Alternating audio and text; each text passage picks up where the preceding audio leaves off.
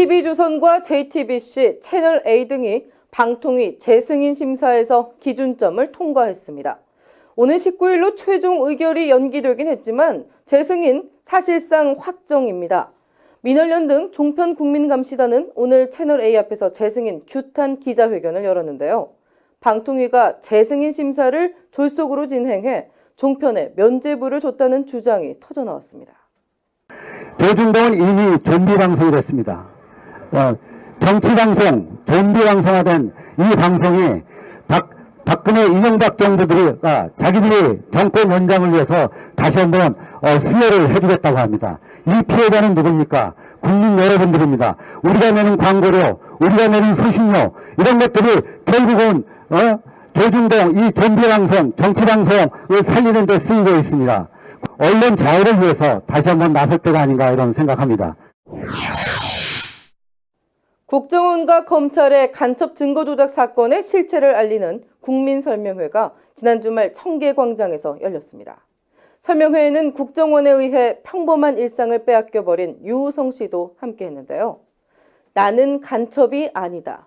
평범한 일상으로 돌아가고 싶다는 유우성 씨의 절규, 지켜보는 시민들의 마음을 안타깝게 했습니다. 이날 고발뉴스 취재 천막만이 유일하게 집회 현장을 지켰습니다. 저는 간첩이 아닙니다. 100번 얘기하라면 100번 얘기하고 1000번 하려면 1000번 얘기를 할게요. 간첩이 아닙니다. 그냥 지구상 평범한 사람이고 남들하고 똑같이 그냥 평범하게 사는 게 이렇게 힘든 걸 몰랐습니다.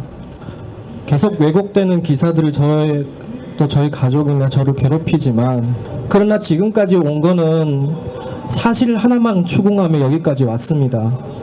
계속 소설을 쓰고 계속 왜곡하십시오. 저는 사실을 파헤치면서 계속 진실만 따라서 갈 겁니다. 국정원의 간첩 증거 조작이 사실로 드러나자 지난 주말 도심 곳곳에서는 박근혜 퇴진과 박근혜 정권 심판론을 외치는 시민들의 목소리가 높았습니다. 다가오는 6.4 지방선거에서 또다시 부정이 판치지 못하도록 대대적인 부정선거 감시운동을 펼쳐야 한다는 목소리가 시민들의 공감을 받았습니다. 분명히 증거가 있고 대통령의 책임을 지고 물러나야 한다고 생각합니다. 새누리당에서 지금 발변을 하고 있잖아요. 뭐 중국이 그런 그런 데 없다 하니까 중국이 종북이다 막 이런 이상한 얘기도 하고 그래서 점점 물러날 데가 없다고 생각을 해요.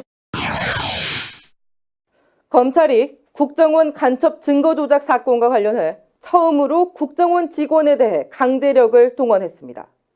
외부 협력자에 이어 국정원 직원까지 체포하자 검찰 수사가 대공수사팀장, 수사국장 등 윗선을 직접 겨냥하고 있다는 해석이 나오고 있습니다.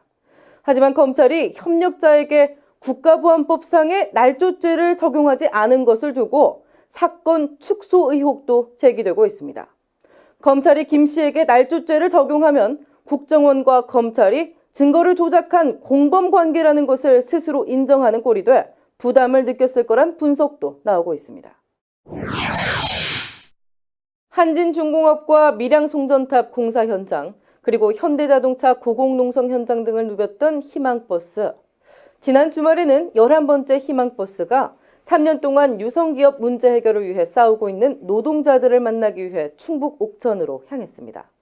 전국에서 100대에 달하는 버스에 3,500여 명의 시민이 함께했습니다.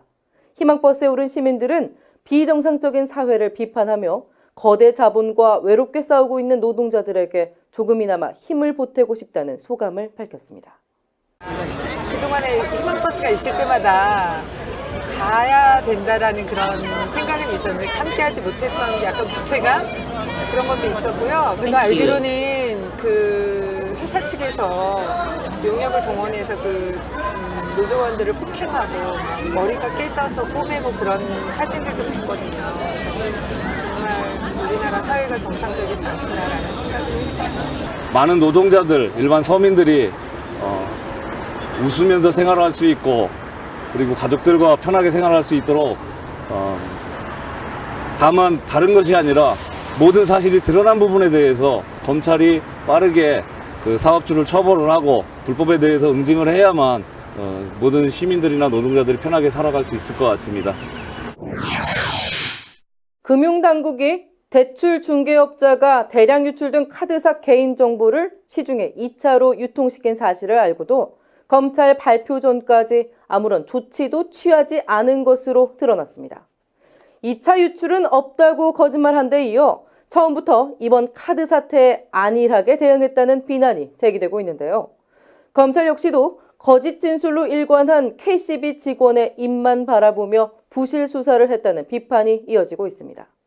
집단 소송을 제기하고 있는 고발뉴스의 김성훈 고문 변호사는 승소 가능성이 더욱 높아졌다며 조만간 2차 소송인단을 마감하고 추가 소장을 제출할 것이라고 밝혔습니다.